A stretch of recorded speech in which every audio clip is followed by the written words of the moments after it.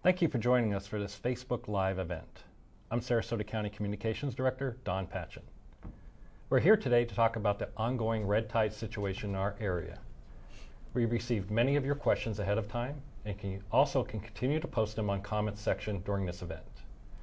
Joining me here today from Emergency Management is Ed McCrane, from Parks and Rec, Nicole Rissler, and from Visit Sarasota County, Aaron Duggan. Ed, we're going to jump right in. We're going to start with you. We've heard a lot about the state of emergency for the state of Florida and for Sarasota County. Can you tell us what that means for our community? Yes, as most people know, the governor declared a state of emergency and did an executive order for 7 Florida West Coast counties because of the red tide and the blue algae situation.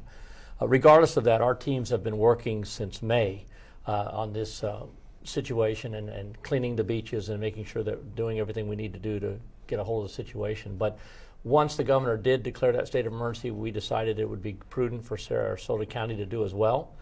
And what that is an administrative function. It helps us release certain funding. It helps us request assistance from the state. And the possibility of any funding or reimbursement that may be available puts us in a better position to do that. Great. Thanks, Ed. Nicole, we're going to talk for Parks and Rec. We're talking about the beaches today. Currently, what's the status of the beaches? So as of this morning, our beaches are actually looking a lot better than earlier in the week. Our north beaches have almost 0 aerosols in the air and almost no fish accumulation. Siesta, same thing, no aerosols or very little and no fish kill. And then our southern beaches have a little bit of minor aerosols and minor fish kill. But in general, we're in a better state today than we were earlier in the week. This may seem very basic, but the beaches are open. The beaches are open, and they have been open the entire event. Great. Aaron, let's jump to tourism for a second before we look to see what's coming in on Facebook.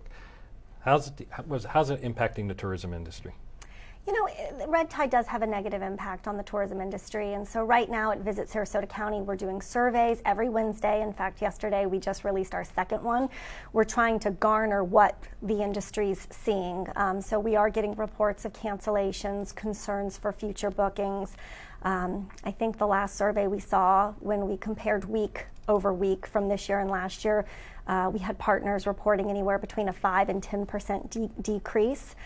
So we do realize that the industry tourism is hurting, but we, as the folks marketing the destination, want to make sure that the visitors have resources, so we're connecting them with MOATS information. The Beach Conditions Report is an amazing place to go to get, twice updated a day information on what it looks like at the beaches. So we're connecting visitors with that information, and then we're also connecting our industry with the resources that are available to them. And that was going to be a follow-up is, what are you hearing from the industry?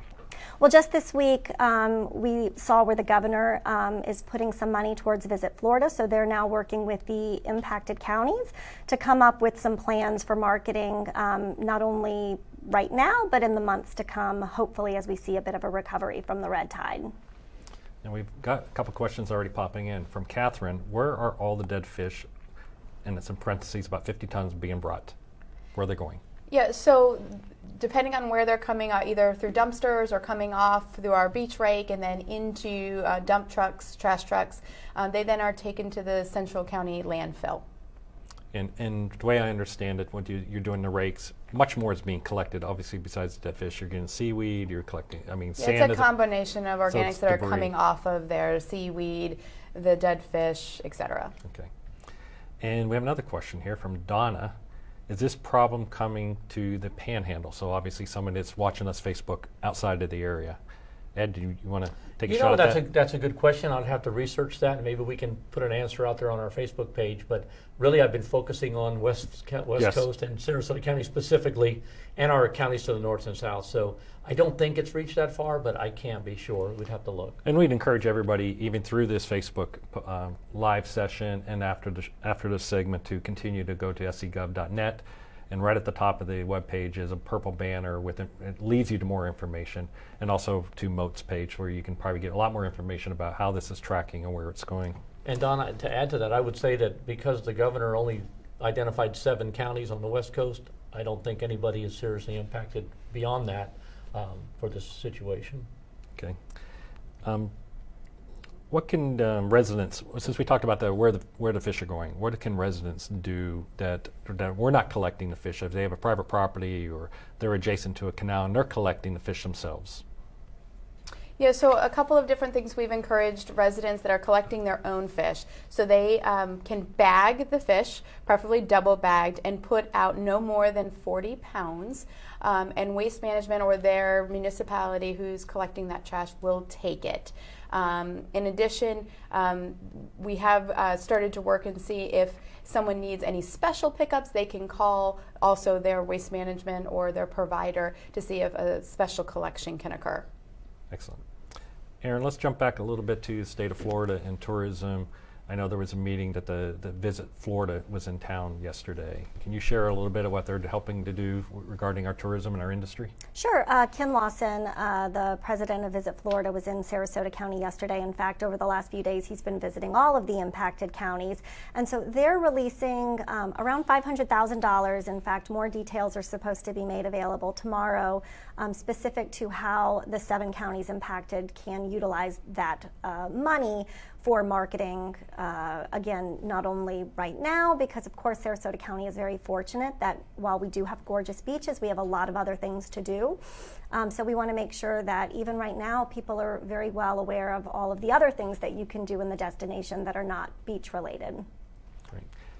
Nicole, I used a term, and I don't expect you to be a health professional, Department of Health, and to our viewers, we're seeing how today goes, and we may have the opportunity to bring in some health officials and folks from MOTE and from other entities to get more technical on red tide and some of the issues related to it.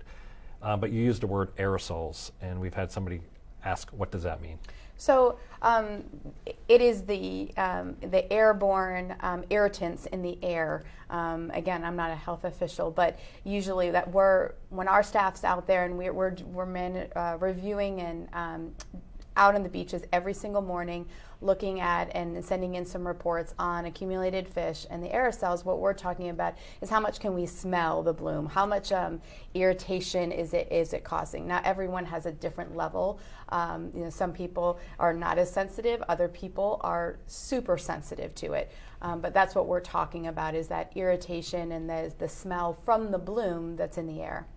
And we have a follow-up again. We're not health professionals in this session, but we've had a question about safe going into water, and I would expect it to be very similar, that if you have sensitivities to red tide or the aerosols, then you should use your sense of saying you should remove yourself from the situation. But overall, people are going into the water.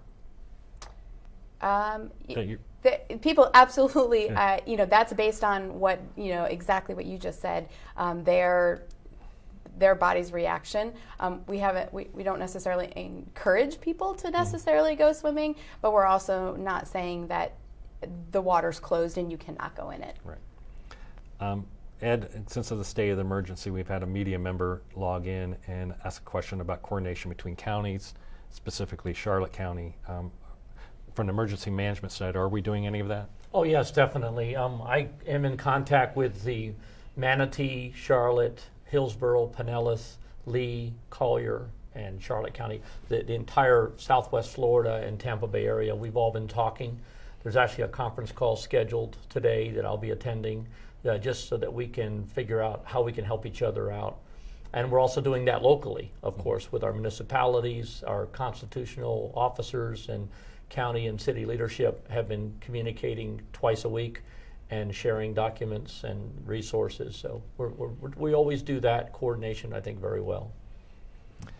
Nicole, we talked earlier about other opportunities in parks, but we were talking specifically about Turtle Beach Campground. Has there been cancellations at the campground?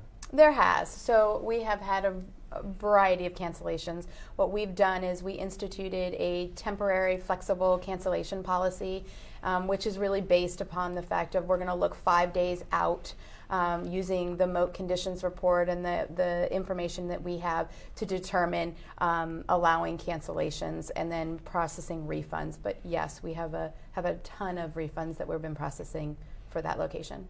And I would think jump over to tourism in your area, Aaron.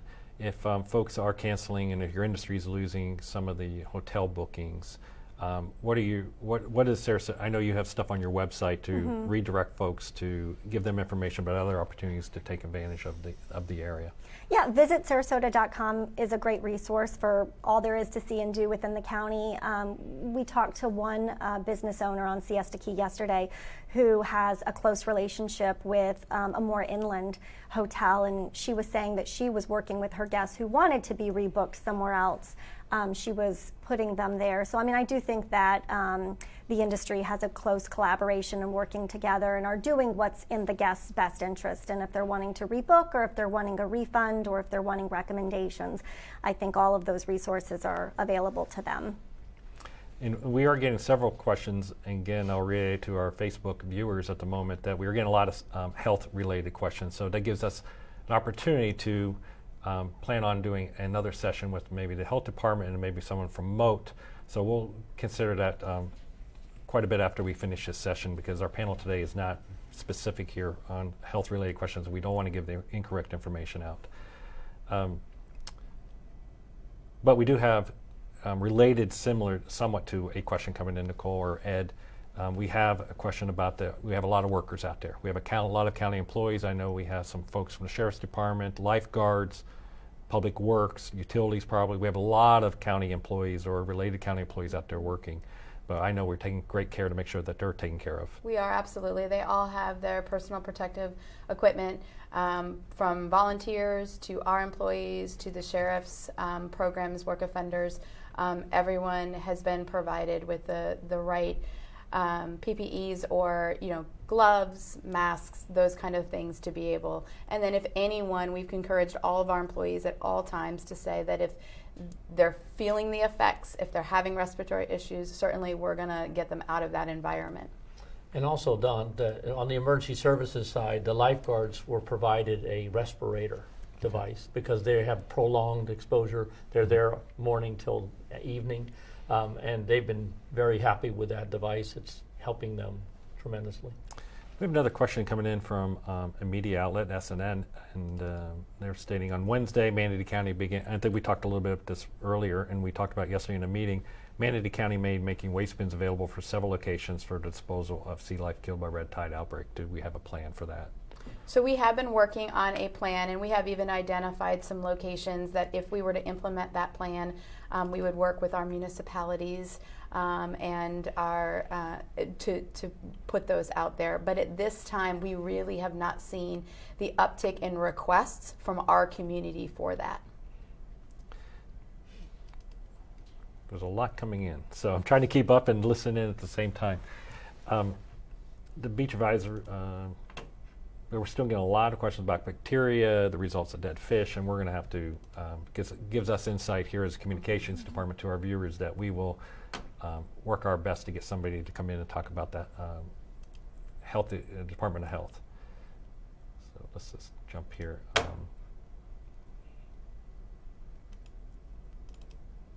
And this again, we want to reiterate, Nicole, if you want to reiterate, or Aaron, about the beaches are open. We're getting a lot of questions that they should be closed, but it's a lot of basically personal, just folks want to go out and enjoy the beach. The beaches are open. Yeah, absolutely. I mean, it really depends. It's so weather dependent on our current conditions, and our conditions in the morning could be different than our conditions at the beach in the afternoon or in the evening. We are cheering for easterly winds to keep the bloom as far offshore as possible, and we've been lucky to get some of that in the last couple of days. So I know that we were out there late yesterday, almost sunset on Siesta, and you would never even know we had it going on. So it's just dependent on how you react as well as our current conditions. And visit beaches.org, which is the beach conditions report that Moat Aquarium operates, and they utilize a lot of lifeguards and volunteers and folks from all over the state, really.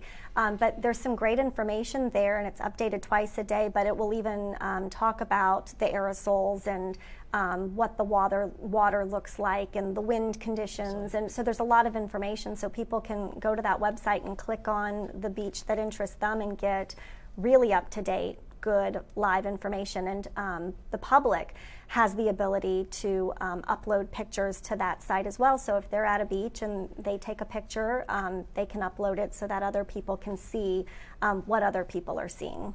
And that site also has the opportunity for you to sign up for updates, and they'll send you those emails directly so you don't have to go on the site every time. Okay. I get them twice a day from Beach Condition. I think one of the other things to remember is that we have many different beaches and experiences across. So just because some of our south beaches may be experiencing different respiratory or aerosols or even fish kill might mean that Lido and Siesta might have no effect. So from a vacationer's perspective or even a resident's perspective, to check those conditions, because it might not be all of our beaches that are being affected on any given day. Correct. One of our viewers is asking about fisheries. So again, we're hoping to bring somebody from the Department of Health in, and maybe from someone from Moat, talk about the fisheries and what restaurants are doing. But also, Ed or Aaron, or actually for all three of you, I do know there was some information yesterday about the state also doing small business assistance for lost income during this time. There's a bridge loan program that the governor released. So there's information about that on our website at scgov.net. People can go there and apply for a zero interest loan or low interest loan. I think the Small Business Administration is also out there providing opportunities for the business community. And Aaron, you might know more on that. We've put that information on our website as well, so that our businesses have access to that information if they're interested in applying or looking into it. Right. This is it's been, and to reiterate what you said at the beginning, I think Ed, you said it, that this issue, red tide, it's garnered a lot of attention over the last 6 weeks, or last 3 weeks actually, but it's been around from May. I know Parks and Rec has been out there since May doing some cleanup. Yep. And so it's not just a 2 week, 3 week. This could last for a while, or it can end pretty quick as winds change or we have a storm event. But the Parks has been working hard at this for several months. Yeah, we've been monitoring since March, the bloom, and about the end of May, Memorial Day weekend, we started seeing some effects and feeling some effects in our southern beaches. Kind of monitored, did some hand pickup of fish in our southern beaches, and then about August 1st is when the fish accumulation, et cetera, started hitting those thresholds for us to do mechanical beach rake cleaning across really all of our beaches. Okay. We're getting to the end of our time, and before I wrap up, is there any of you have anything else to say to our viewers about this issue? No, I just think really we have so many things to do in our park system across our whole county that both from a visitor and a resident perspective, get out and get into our parks. We have thousands of acres of natural areas, and so that aren't necessarily right next to a beach or a waterway. And I would say, don't let this cause you to forget that we are in hurricane season. And so people need to take advantage. If they can't go to the beach, they can go buy hurricane supplies and put their disaster kit together and have a plan, because we're approaching the peak of the season where it's looking good so far, but it only takes one. So we need to stay focused on that and don't let the red tide distract you. Thanks, Ed. That's a great message at this point.